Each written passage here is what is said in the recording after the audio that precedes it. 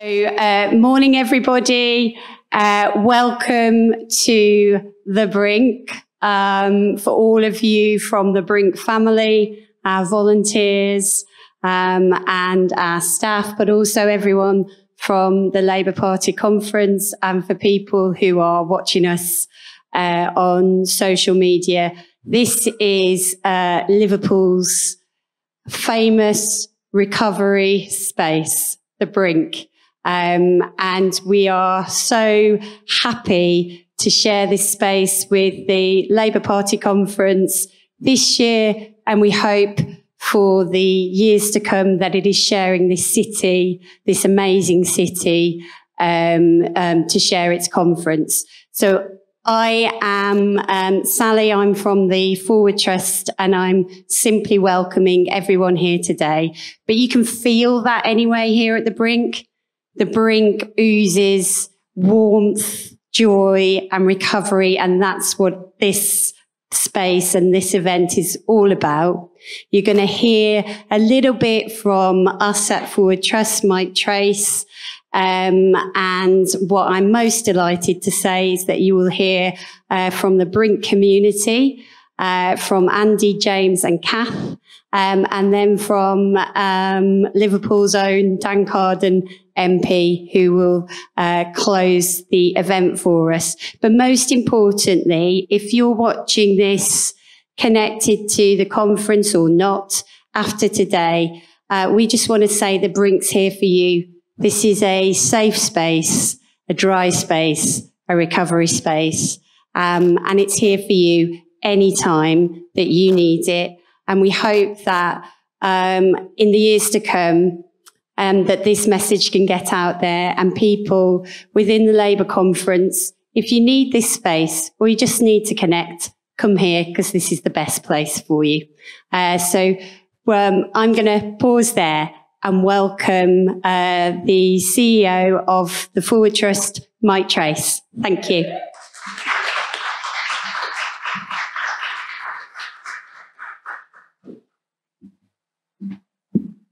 Thanks, Sally. Morning, everybody. Really pleased to be here. We're a few of us up here from down south, Southern Softies, up here for the Labour conference. But we couldn't have a Labour conference in Liverpool without hosting an event at the Brink and show off what you guys do here. So really pleased this is happening. As Sally says, I'm Mike Trace. I'm Chief Executive of Forward Trust. I've worked here 18 years and counting. So I'm really old. I've been around a long time. But the reasons why I work for Forward Trust, reasons why I still work here and get great job satisfaction, great pride in the job is because of places like this. Forward Trust, we used to be called something called RAPT, Rehabilitation of Addicted Prisoners Trust, back in the day. And basically all we were about is trying to help people find ways into recovery, find ways to deal with the life situations they were struggling with, and find community support and recovery wherever they are. And there's nothing that could be more an example of that than the Brink Cafe and the community all around it. We try and do that in as many towns and cities up and down the country as possible, as many projects in prisons, outside of prisons.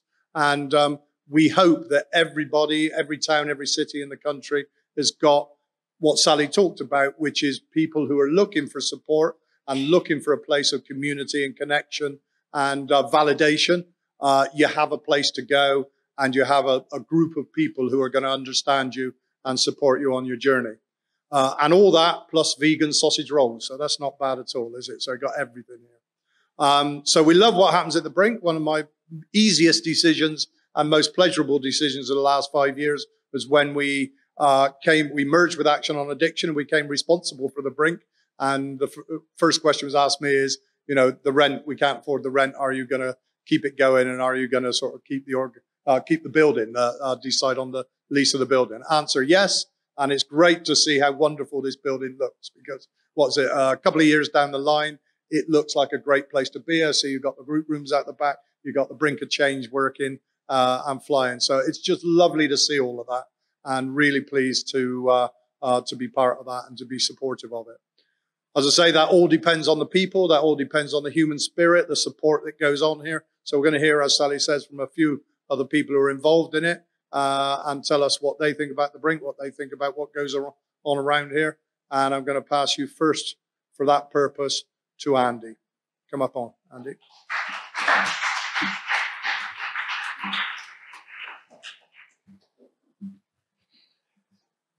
You want to sit down first?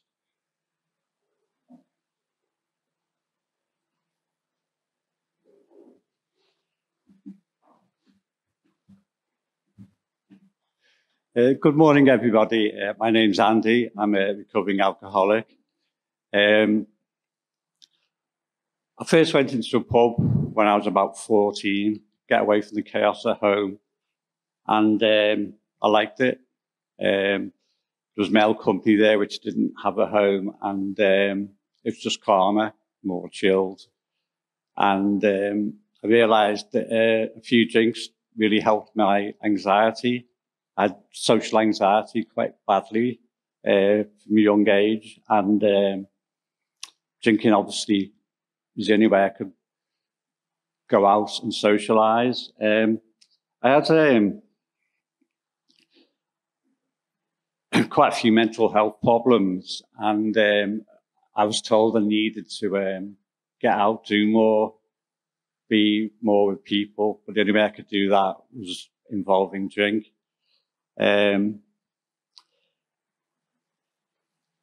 then I went to uni, and I was very happy there for a while, but my mental health wasn't good. I started struggling with academic work, and I started morning drinking for the first time. And then I left after a year on mental health grounds, and thought I'll just go and get a practical job. So eventually got into computing, and I worked in that for about 14 years. And I was drinking a lot every night on my own, or I went out some of the time, but there's always be drinks involved. Because I could hold down a job, I thought I was okay.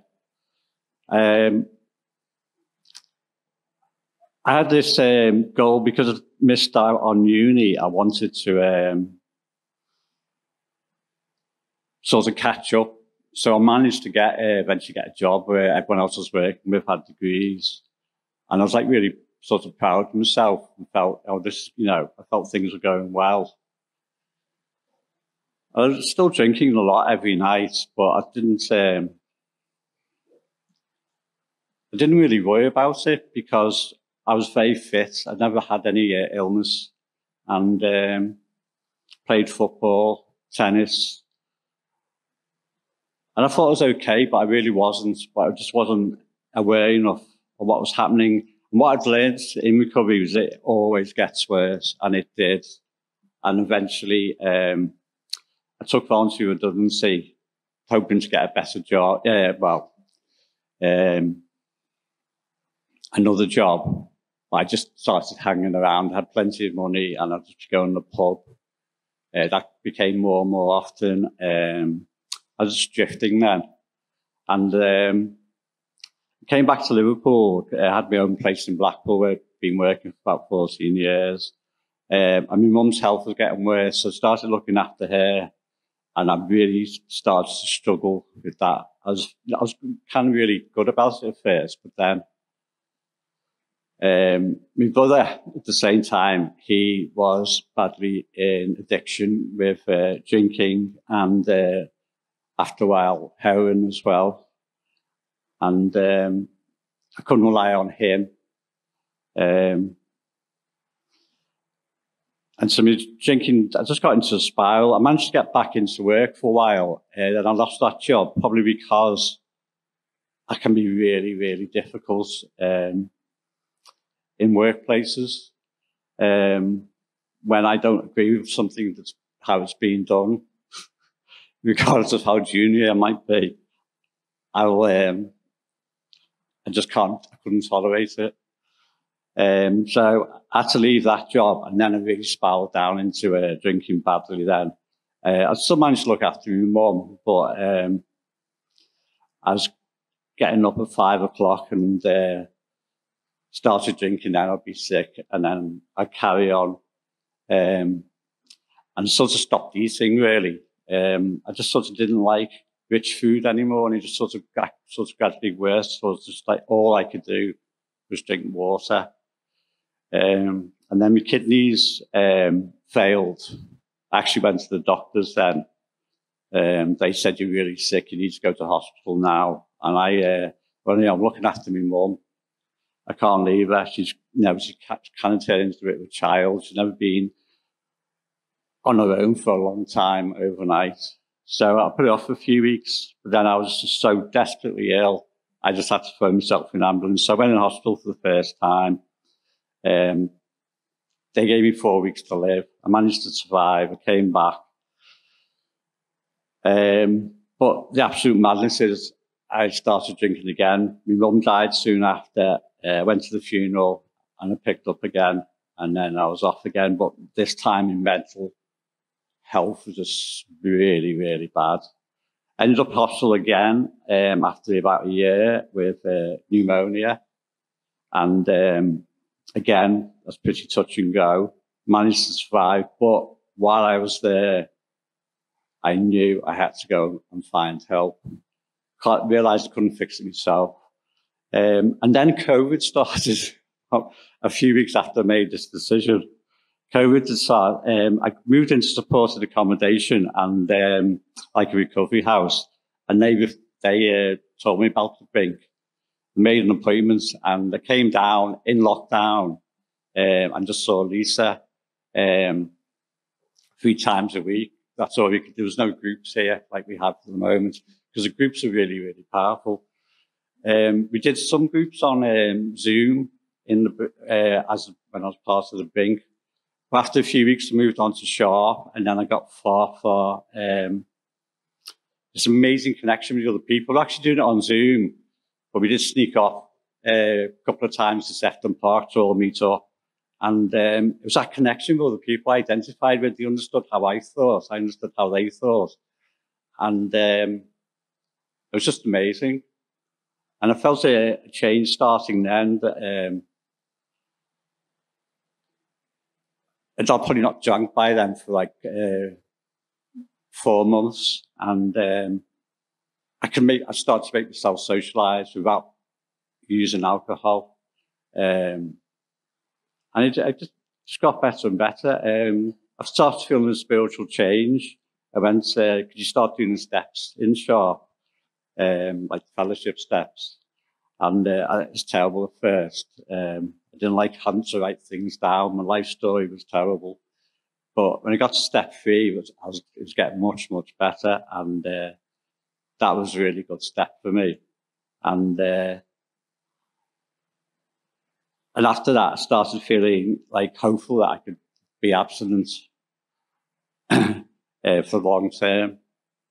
When I finished in Sharp, I was at a loss, but we could actually come in here and start doing courses. Sometimes, of course, on Zoom, depending whether it was a lockdown again, because they were free, or not.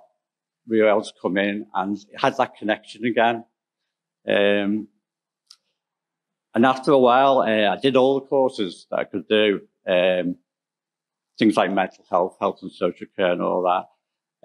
I was going to continuing care,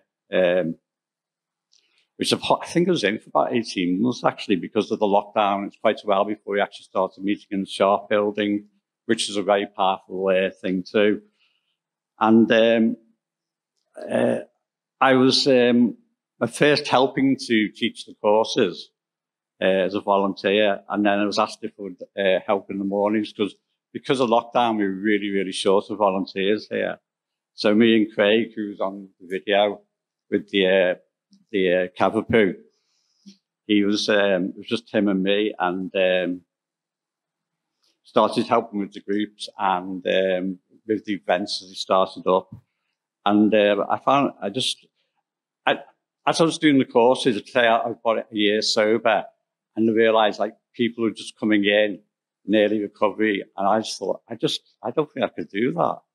You know, it's so chaotic. And it's like, after another 6 months, I was just absolutely fine about it.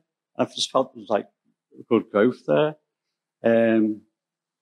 It's like the fear. I mean, it's all about fear, really. And I just able to do things without worrying about it, like doing this now. I mean, public speaking is just bonkers. You know, it's nothing against me. It's like, as you say, it's like a higher powers doing it. So I obviously had issues about being in a workplace again. So it gave me like stuff to work on, really. But I had to learn to accept things the way they are. And I've been volunteering now for about 2 years. I've been volunteering in other places too. I've actually done some of the outreach. I've been in the Hope Centre, and I've been to trips out with Donna, where we put a stall up and talk to students. And with another charity, I've also been going in and talking to nurses and police cadets, because addiction is going to be such a part of their lives, their working lives. And so, yeah, I've just done so much. Life is so much better now and fulfilling. And yeah, I'll leave it there. Thanks very much.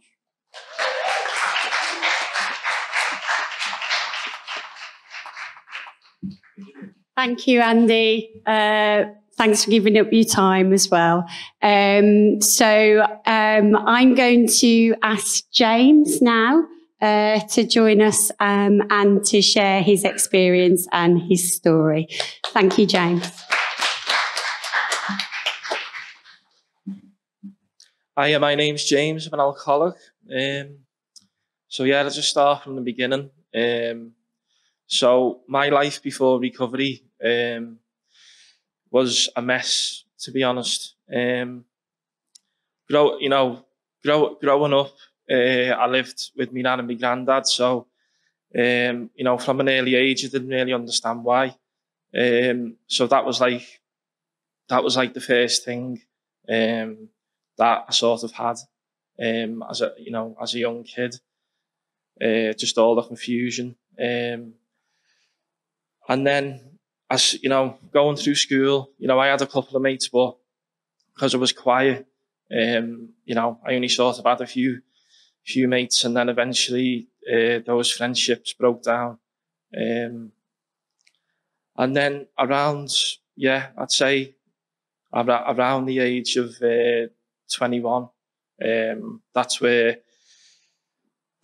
sort of where me drinking took a dark turn, really, because I found myself like doing it, drinking in isolation. It was always on my own, and at the time, I didn't really know what was going on at the time. I didn't know I had a problem. I just thought it was normal for me to do that, because initially I was, drinking to, make myself feel better. So it was like, it felt sort of fun at first, even though it wasn't. And then as it continued and, went on, it just started to get,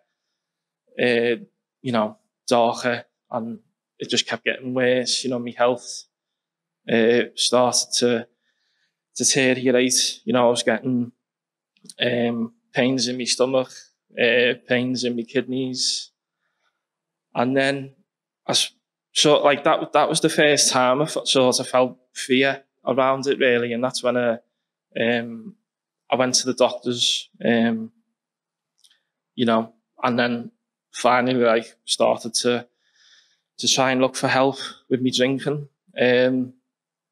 This was back in 2016.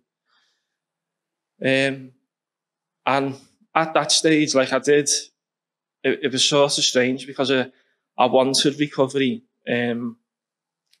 But,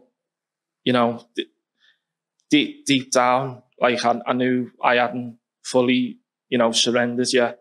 And half of me, wanted recovery, and half of me, wasn't ready. sort of put the drink down fully. But, you know, I give myself a chance. But, you know, first come the Brink in 2016. Amazing place, you know, amazing place. Went to the rehab shop. But I found myself, like, you know, even though I get like clean time in between, you know, eventually like I'd relapse again because, you know, I just thought by, you know, being around people, you know, coming to Brink, going to shop, I really thought that was my answer, you know, to getting well. And it, you know, like, I mean that like in the sense of, you know, I wasn't working a program at the time, so I wasn't going to meetings, you know, I wasn't doing the step work. I weren't living a life in, you know, with a program. So this sort of just went on, you know, relapsing, getting a bit of clean time, relapsing in between, and so on and so on. And then we got the COVID, and everywhere shut down. You know, the Brink shut down. You know, Sharp was still on Zoom, but I wasn't aware that, you know, Brink and Sharp was still running by Zoom. You know, so I just thought everywhere had shut down. So at this point, like me, you know, my drinking was really bad. I was full of fear all the time, couldn't go outside the door, you know, without having all this anxiety and stuff. But then I decided to come back round. It was be 18, 17 months ago now. I come round in April of 2001, I think it was. Oh, sorry, 2022 I did, and spent a few weeks here at the Brink again. You know, it was good to be back. Went to Sharp again, but, you know, I was this time I was determined to do something different. You know, so I come to Brink, went to Sharp again, but I knew that I had to do something more to maintain my recovery, and that's when I, you know, started to, you know, get really serious, you know, about it, and actually take responsibility for me recovery. You know, I know, and I actually like felt proud of myself for doing that, because that was like the first time, you know, I'd actually like felt like I was taking responsibility for my recovery. So then I started like going to CA, which is the fellowship I go to, and then, you know, got myself a sponsor. Started doing the steps. You know, I eventually, you know, graduated Sharp. And now I'm able to, you know, come back and, you know, work in the Brink as a volunteer. And it's amazing because, you know, I really feel like I've gone full circle this time. And yeah, I mean, I love the Brink, you know, I love coming here. You know, it's a great feeling to know that I'm, you know, able to give back as a volunteer. And yeah, I just love, you know, connecting with people.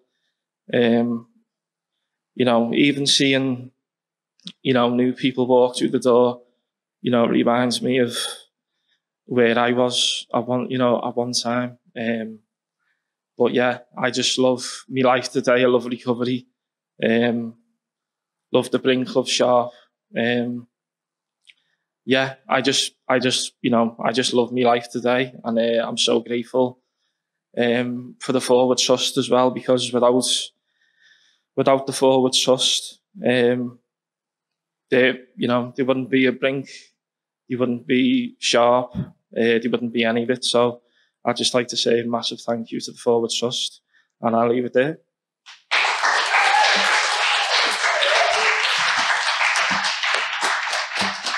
Thank you, James. And mostly we want to say a massive thank you to you, James, and your spirit and support for you, for Andy, for all the volunteers, and for our next speaker, Kath, because this isn't an easy thing to do today. Obviously, we're also sharing this across socials, and actually to share this piece of yourself with the rest of Liverpool, people here today and the country, because you have that commitment to share the spirit of recovery so that more people can ask for help. And that is just incredible. So mainly thank you to you both. And I'm going to introduce the incredible Kath now to the stage. Thank you.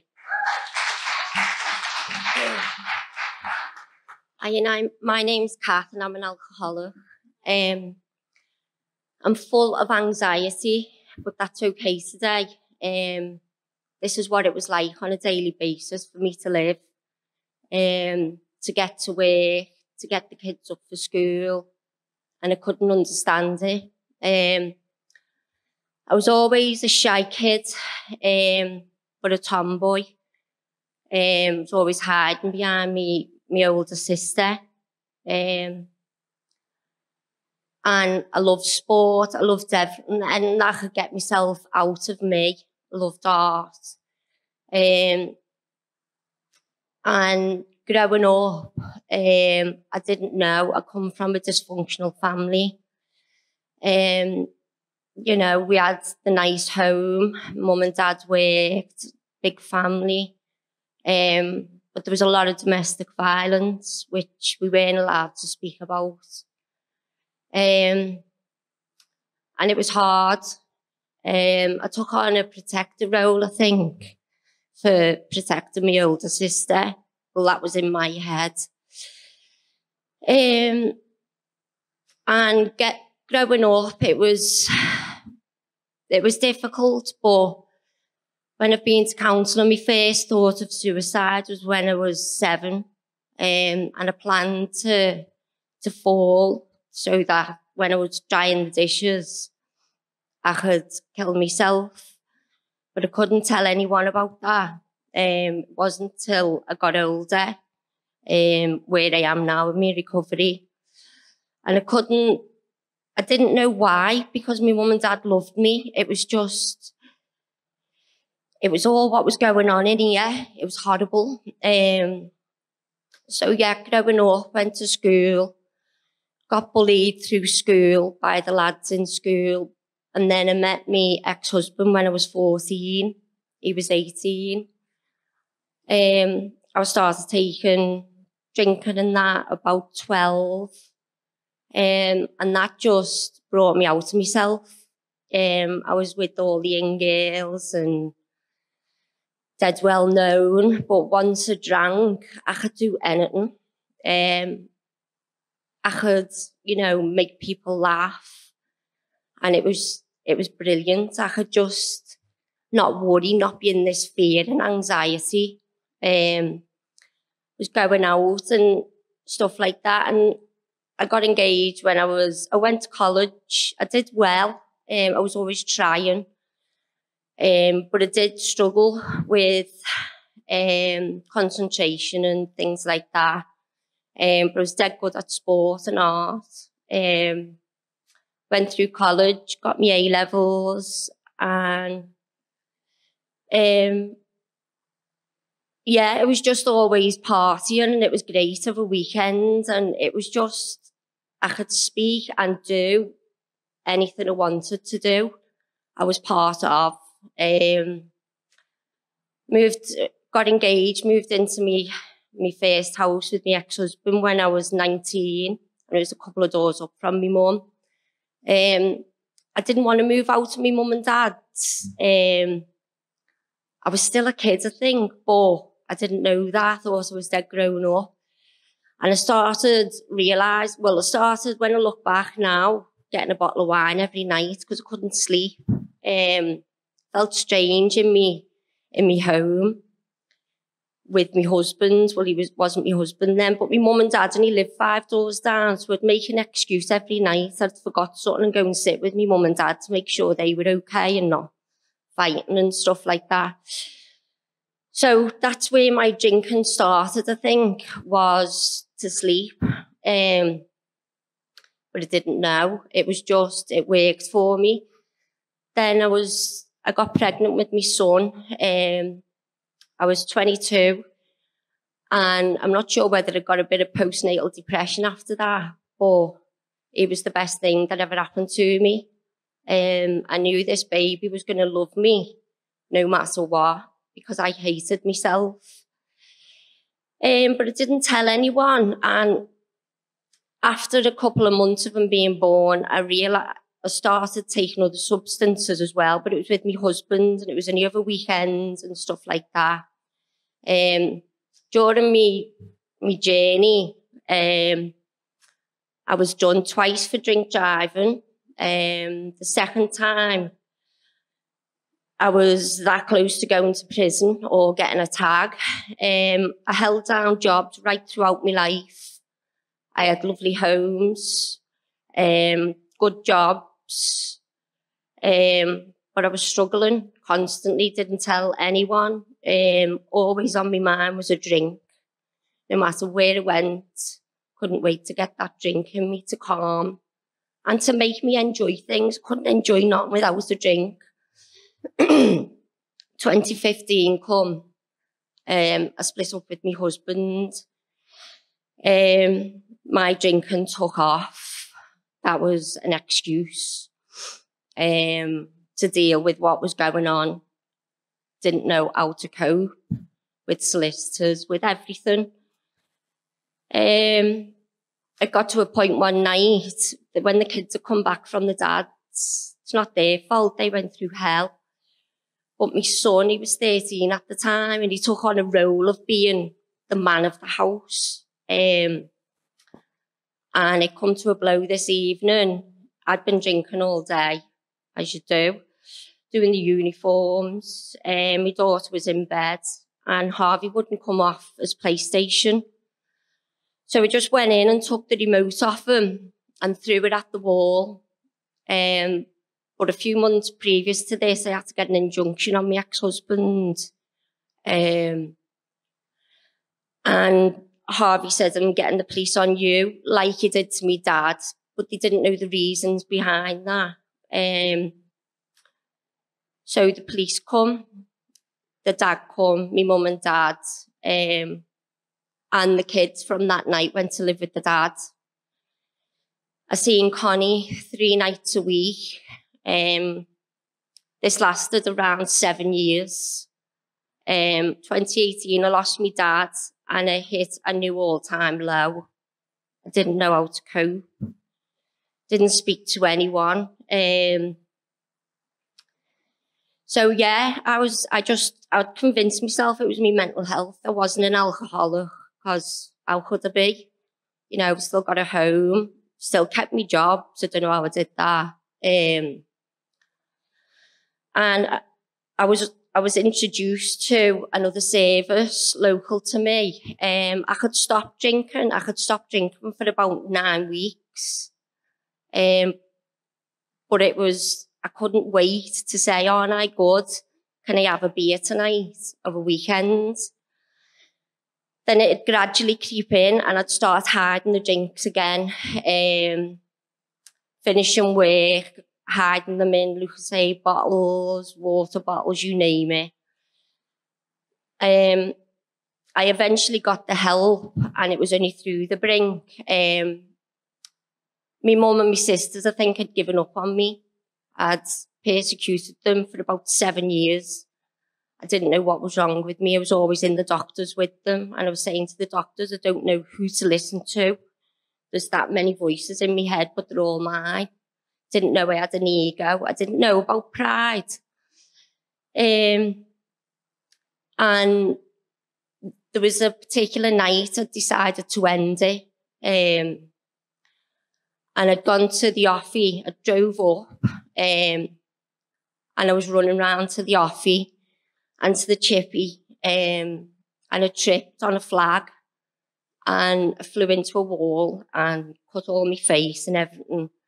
And this lad and girl ran over to me and said, "Where'd you live? Where'd you live?" I was crying hysterically. He said, "I'll drive you home."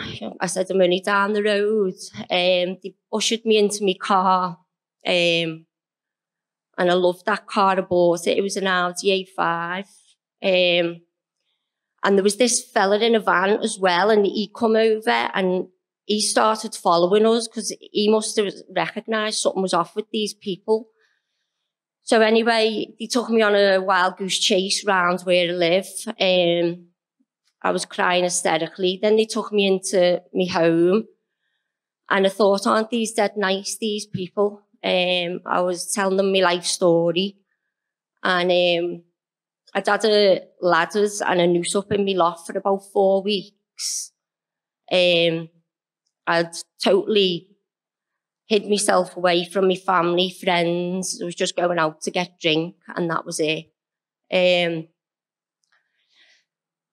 that night, he just said, "I don't feel safe leaving you with your keys." So I trusted him. He took me keys, they took me bank card, my visa.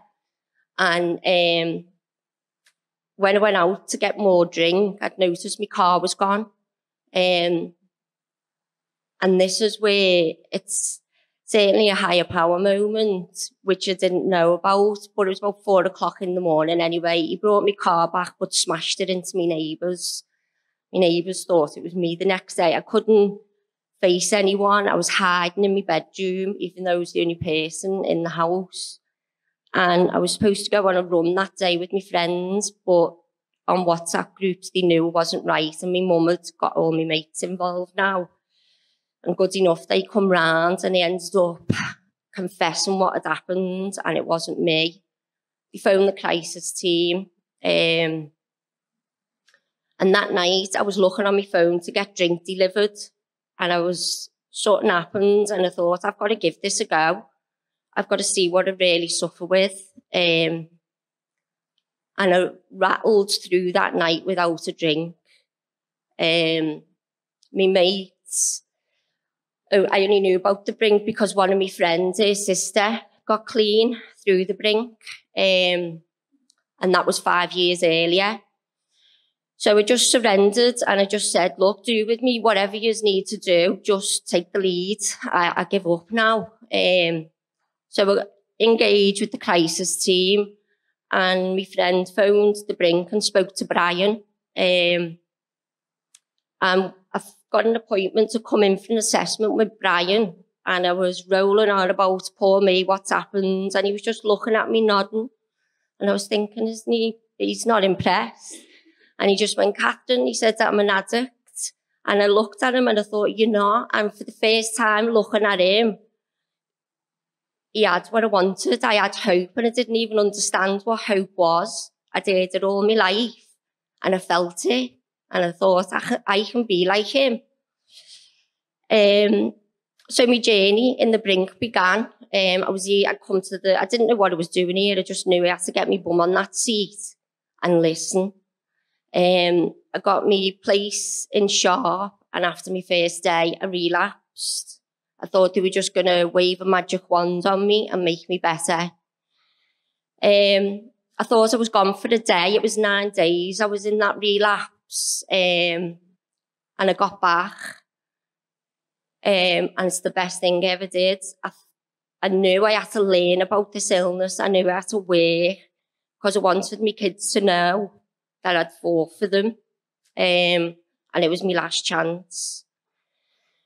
So I was lucky enough to get back to Sharp. I would come back to the Brink first to get myself ready.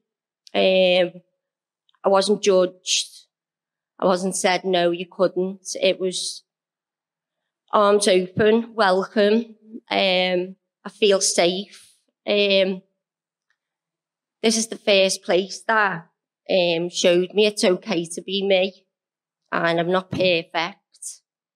and I learned so much. It's like I've done a university degree of life. I'm 46 nearly, and for the first time in my life, I'm living. I graduated from Sharp. I did it. I didn't have my son in my life for 7 years. I come back, I did the groups. I was lost when I graduated from Sharp. But what kept me going was the groups here. Just felt safe. It's just unbelievable, this place. I've now a volunteer here. I love it. I'm back in college. I'm doing my counselling course. And I've got my son back in my life, and my daughter full time. So my son's 22, and I've got the best relationship with him and my daughter, but she's a little handful, but that's okay. I thought a mum's role was to love them unconditionally. I didn't know how to be a mum to teenagers, how to guide them. And I know that today. I can't fix their problems, but I can be there for them. So recovery for me is I'm being the best person I can be, and I'm breaking the chain for my kids to know it's all right, and there's not pressure on them. They can speak about things. They don't have to bottle stuff up. And they know that I come here. My daughter is in college, and she comes in and she sees what I do. I've got a friend who's bringing her friend in today for an assessment, and I've been helping her. And this person is where I was, and it's things like that where they know Catherine's well. How did Catherine get well? Because without the Brink and Sharp, it wouldn't be a ripple effect to people around us. So I'll leave it there. Thank you.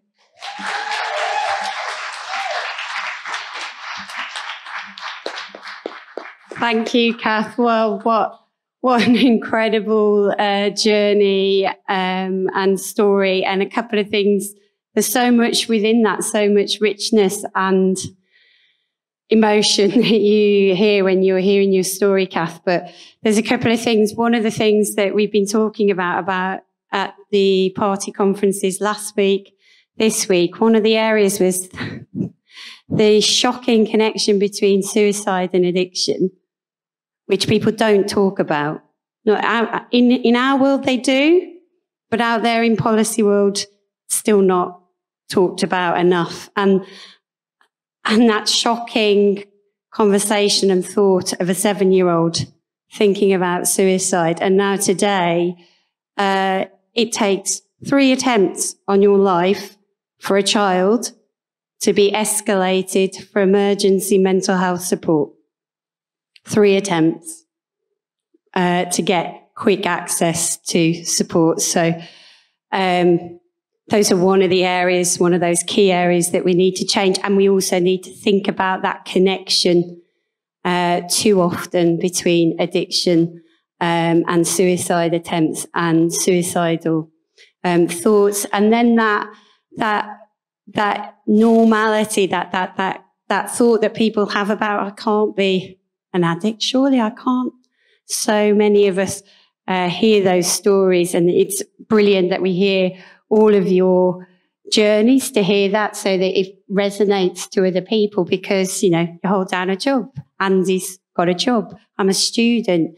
And James was talking about that, and Kath talking about, I can't be this person. And mostly that's because of the shame that's connected to this illness, that it can't be something that I have, which then prevents people from coming to places like here and asking for help.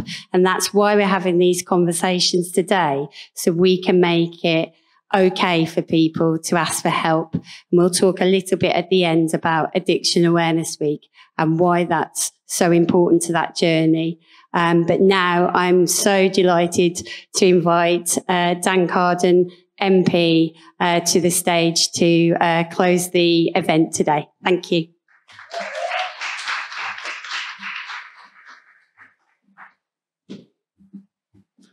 Thank you, everyone. And let me start by thanking Andy thanking James and thanking Kath for summoning the courage to come and speak to us and to open up about your experiences. For me, what I take away from coming to these events and listening to other people's experiences is remembering the pain of addiction, and also, and I think we all have to smile a bit more as well, the joy of recovery. And I think you did that so well this morning, because you showed us how you're living your lives to the full now. And for me, I know that I had to be open, and it's about 2.5 years since I spoke in the House of Commons and told my story. And I remember how difficult that was. It was the first time I was really going to be anywhere other than in a safe space to open up and really be honest about what I'd been through and where I was in my recovery journey. But I knew I couldn't carry on in politics, in life, without having that openness. And also, I think I finished my speech in the House of Commons by talking about being authentic, because I think by us being authentic and by us being open about the experiences we've been through and what recovery means to us, we know we can help so many other people. And so I don't want to tell my story again this morning. I've really enjoyed connecting with the 3 stories and experiences that I've heard today. But we're here because Labour Party Conference is here in Liverpool. Firstly, let me thank the Brink and Forward Trust, and we heard about Sharp as well, the important work that they do in the city. Thank you for being such a wonderful, lovely space to be in, and for making sure that we have an open door here in Liverpool for people who are suffering with addiction. And secondly, I wanted to really finish off this morning's event by just reminding people what addiction looks like across the country. We have hundreds of thousands of people dependent on alcohol, and more as well on drugs. Drug and alcohol deaths year on year are rising. And I think it's no coincidence that we are seeing rising deprivation. We're seeing people struggling with the day-to-day cost of living of life. We've been through the COVID pandemic. All of these things that are putting pressure on people, that are causing more isolation in people's lives, which drives people to drink and drugs and other addictive behaviors. And I think it's the responsibility of people in politics, of governments, of our elected officials, not just to think about political policies and where we might spend a bit of money, but think about how we try and shape society and how we try and support families and communities to live lives full of worth and joy and happiness, how we make sure that we create the conditions where people are connected to their loved ones, where we have communities that are supportive to all the things that people want to achieve, so that we give people hope, so that people have aspirations, so that people aren't left alone with nothing to do, but actually have education, training, and employment. And that's what recovery is all about. It's about giving people back hope and aspiration, about connecting them to lives that are full of worth. And so I try in politics to connect everything I've learned in my own recovery to what is done in politics, in Parliament, in the Labour Party. I think politics has quite a long way to come on all of this. But I know that with people who care, with people who want to see society flourish in this country in a way that unfortunately I don't think it is at the moment, that all of us are committed to doing this. Finally, let me say a genuine thank you to Forward Trust. I try and do as much as I can on the agenda of addiction, on alcohol and drugs in Parliament. I couldn't do it without the wonderful support of Mike and Sally, Melissa Rice, who I reckon she'll be watching this today, and best of luck to her with her new baby Kit. We've achieved an incredible amount.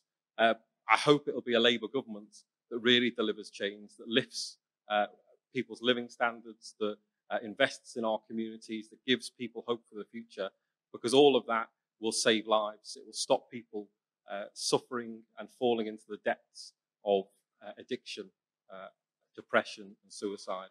So there's a lot to be hopeful for with the Labour Party in Liverpool. Thank you, and I'll leave my remarks there.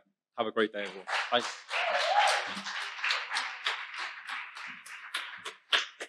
Thank you, Dan. And what an incredible advocate for recovery in Parliament we have with you and other colleagues. And it means so much to Forward Trust, but also I think everyone in the room and the charities all connected to us to have your voice and advocacy in Parliament. I'm going to end it here now. There's still lots of food to enjoy. There's a great table to join. For all of those who want to join a conversation and continue that, please stay, continue the conversations with us. And just one final plug for Addiction Awareness Week, which starts on the 28th of October. Amy's nodding, I've got that right. Until the 4th of November. We are going to have an incredible week of awareness raising. The theme is everybody knows somebody, because we all do. And why don't we talk about it? And we're also just going to have incredible opportunities for the nation to connect together, to share stories, but to share stories with hope, as Dan's talking about, because there is a way through, with the support of charities, with support of the Brink, with the support of a lot of systems available. We want there to be more. We definitely want there to be more. But hope is out there, and we want more people to be able to seize it. But thank you for coming today. Thank you to the Brink, to Sharp and to Liverpool for making this a recovery city. So stay with us, and thanks for joining us.